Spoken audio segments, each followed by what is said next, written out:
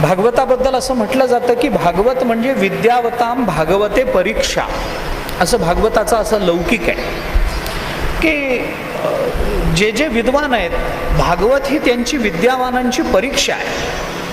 भागवत म्हणजे बसलो आणि काहीतरी गोष्टी सांगायला प्रारंभ केला आणि परीक्षित राजाला सर्पदंश झाला आणि मग 7 दिवसात तुझं मरण आहे हे सांगितल्यानंतर मग पुढं काहीतरी झालं आणि 7 दिवस त्यांनी कथा ऐकली, कथेतून परीक्षित राजा मुक्त झाला. त्याच्याकरता इतक्या इतक्या कथा सांगितल्या गेल्या.